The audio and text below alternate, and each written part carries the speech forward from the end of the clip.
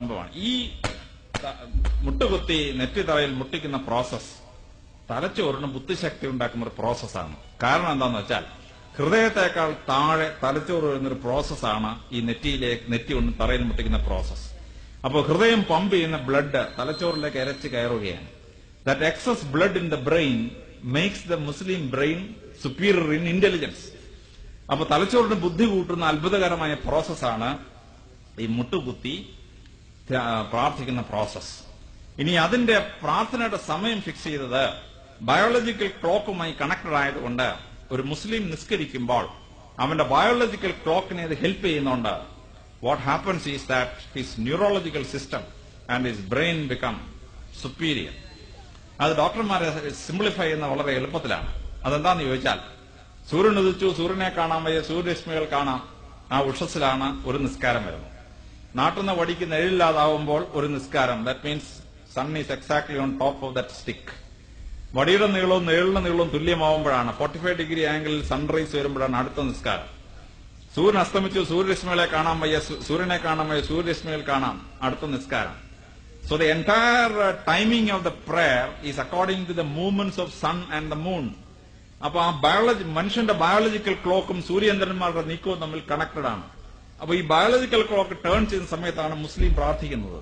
What happens? അയാളുടെ ബോഡിക്കും അയാളുടെ തലച്ചോറിനും അത്ഭുതാവഹമായ ശക്തി ഉണ്ടാവുന്നു, ശരീരത്തിന് ശക്തി ഉണ്ടാവുന്നു, തലച്ചോറിന് ബുദ്ധി ഉണ്ടാവുന്നു. വെൻ ദാറ്റ് ബയോളജിക്കൽ ക്ലോക്കിൻ ടൈമിൽ പ്രാർത്ഥിക്കുക എന്ന് പറയുന്ന അത്ഭുതകരമായ പ്രോസസ്. എന്നാൽ നൊയമ്പിനെ പറ്റി പറയുമ്പോഴാണ് ഡോക്ടർമാര് ഇപ്പോഴും അമ്പരന്ന് പോകുന്ന സത്യം ഉണ്ടാവുന്നത്. എല്ലാ മതങ്ങൾക്കും നൊയമ്പുണ്ട്. ഹിന്ദു മതങ്ങൾക്ക് 52 ആഴ്ച നൊയമ്പുകളുണ്ട്, നവരാത്രിയുടെ നൊയമ്പുണ്ട്, ശിവരാത്രിയുടെ നൊയമ്പുണ്ട്. ക്രിസ്ത്യാനിക്ക് 3 നൊയമ്പ്, 8 നൊയമ്പ്, 15 നൊയമ്പ്, 25 നൊയമ്പ്, 50 നൊയമ്പ്. സോ ക്രിസ്ത്യാനിക്ക് കൊണ്ട് 101 ദിവസം നൊയമ്പ്. ബുദ്ധമതക്കാർക്ക് നൊയമ്പുണ്ട്, ജൈനമതക്കാർക്ക് നൊയമ്പുണ്ട്, യഹൂദന്മാർക്ക് നൊയമ്പുണ്ട്. പക്ഷെ ഈ നൊയമ്പുകളിൽ വെച്ച് ഏറ്റവും ശ്രേഷ്ഠം മുസ്ലിങ്ങൾ നോക്കുന്ന റംസാൻ നൊയമ്പാണ്. ഈ റംസാൻ നൊയമ്പിനെ പറ്റി അമേരിക്കൻ ഡോക്ടർമാര് വിശദമായി പഠിച്ചപ്പോഴാണ് അതിന്റെ സാരാംശം മനസ്സിലായത്. അതെന്താണെന്ന് ചോദിച്ചാൽ, 11.5 മണിക്കൂർ ഒരു മനുഷ്യൻ 100% വയറ്റിലേക്ക് ഒന്നും കൊടുക്കാതിരുന്നാൽ, 100% അവൻ ഉപവസിച്ചാൽ കുടലിന്റെ പെരിറ്റോണിയം പൊട്ടും.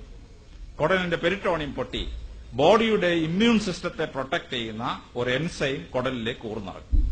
അത് കുടൽ അങ്ങോട്ട് വലിച്ചെടുത്ത് കഴിഞ്ഞാൽ ശരീരത്തിന് 10 times ഇമ്മ്യൂണോളജിക്കൽ കപ്പാസിറ്റി വർദ്ധിക്കുകയാണ്. 11 മണിക്കൂർ പട്ടിണിയിരിക്കുന്നത്, 100% പട്ടിണിയിരിക്കുന്നത്, അതിനിടയ്ക്ക് ഒരു നാരകാലം കുടിച്ചാൽ പോയി, the effect is gone. If something is given, intestine will not behave like this. അപ്പൊ 11.5 മണിക്കൂർ കണ്ടിന്യൂസ് ആയി കംപ്ലീറ്റ് ആയി ആഹാരം വർജിച്ചാൽ, or even anything with calorie content ഉപേക്ഷിച്ചാൽ, അവന്റെ കുടലിന്റെ പെരിറ്റോണിയം പൊട്ടി കുടലിലേക്ക് ഒരു എൻസൈം ഊർന്നിറങ്ങുകയും ആ എൻസൈം കുടൽ വലിച്ചെടുത്ത് കഴിഞ്ഞാൽ 10 times ആണ് ശരീരത്തിനും മനസ്സിനും ആരോഗ്യം കിട്ടുന്നത്. അമേരിക്കൻ ശാസ്ത്രജ്ഞന്മാർ 12 കൊല്ലം ഇത് കണ്ടുപിടിച്ചപ്പോൾ അവർ അമ്പരന്ന് പോയി. 1400 കൊല്ലത്തിന് മുമ്പ് ഹയർ എഡ്യൂക്കേഷൻ പോകാതിരുന്നൊരു പ്രവാചകൻ ഇത്ര ഭയങ്കര ഒരു മെഡിക്കൽ പ്രിൻസിപ്പിൾ കണ്ടുപിടിച്ചു എന്ന് പറയുന്നത് ശാസ്ത്രജ്ഞന്മാർക്ക് മനസ്സിലാക്കാൻ അപ്രാപ്യമായ ഒരു സംഭവമാണ്. അതുകൊണ്ട് ആഴമായ ശരീരശക്തിയോടുകൂടിയും അത്ഭുതാവഹമായ മാനസിക ശക്തിയോടുകൂടിയാണ്. കാരണം he gets his will power. ആ മനക്കരുത്താണ് 12 മണിക്കൂർ ആഹാരം വർജിക്കാനുള്ള മനക്കരുത്ത്. അതിന് നെറ്റ് റിസൾട്ട് എന്ന് പറയുന്നത് ശരീരത്തിനും മനസ്സിനും ശക്തി, ആരോഗ്യം വർദ്ധിക്കുന്നു എന്നുള്ളതോടൊപ്പം the auto immunological system of the body gets very strong. ഈ ഓട്ടോ ഇമ്മ്യൂണോളജിക്കൽ സിസ്റ്റം സ്ട്രോങ് ആയി കഴിഞ്ഞാൽ തളർവാദം ഉൾപ്പെടെയുള്ള നിരവധി രോഗങ്ങൾ ആ വ്യക്തിക്ക് വരാതിരിക്കാനുള്ള ഏറ്റവും വലിയ പ്രിവെന്റീവ് മെഡിസിനാണ് ഈ റംസാൻ നൊയമ്പ് എന്ന് പറയുന്നത്. അറബി ദേശത്ത് കൊയ്ത്തെല്ലാം കഴിഞ്ഞ് ധാന്യപ്പുരകൾ നിറഞ്ഞിരിക്കുന്ന സമയത്താണ് ഈ നൊയമ്പിന്റെ കാലം വരുന്നത്. വേറെ എല്ലാ സ്ഥലത്തും നൊയമ്പ് വരുന്നത് ധാന്യക്കലവറകൾ മിക്കവാറും എംറ്റി ആവുന്ന കാലത്താണ് നൊയമ്പ് വരുന്നത്. കർക്കിടകത്തിൽ പണ്ട് നൊയമ്പുണ്ടായിരുന്നു. കാര്യം മഞ്ഞക്കടകത്തിൽ തിന്നാനൊന്നുമില്ല, അവൻ പട്ടിണിയായി പോകും. പശ്ചാത്തലദേശത്ത് നൊയമ്പ് വരുന്നത് when almost the entire storage of their food item is exhausted after winter. January February winter അങ്ങോട്ട് കഴിഞ്ഞ് മാർച്ച് മാസം ആവുമ്പോഴത്തേന് ഓൾമോസ്റ്റ് ഓൾ ധാന്യപ്പുരകൾ എംറ്റി ആവും. ആ സമയത്താണ് ഏപ്രിൽ മാസത്തെ 50 നൊയമ്പ് വരുന്നത്. ബാക്കിയുള്ള എല്ലാ ജനങ്ങളും നൊയമ്പ് നോക്കുന്നത് ധാന്യപ്പുരായിൽ ഒന്നും ഇല്ലാതാവുന്ന കാലത്താണ്.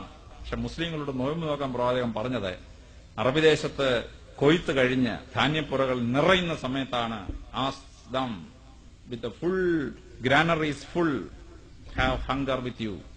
പ്രവാചകൻ ആ നൊയമ്പ് ഈ കലവറകൾ നിറഞ്ഞു കിടന്ന കാലത്ത് ചെയ്യാൻ പറഞ്ഞത് അത്ഭുതാവഹമായ ഒരു പ്രൊസീജിയറാണ്. എങ്കിൽ മാത്രമേ ആ വിൽ പവർ കിട്ടുള്ളൂ. തിന്നാൻ ഇഷ്ടം പോലെ സാധനമുള്ളപ്പോ അത് തിന്നാതിരിക്കുക എന്ന് പറയുന്നത് വളരെ വളരെ മനക്കട്ടി ഉണ്ടാക്കുന്ന ഒരു സംഭവമാണ്.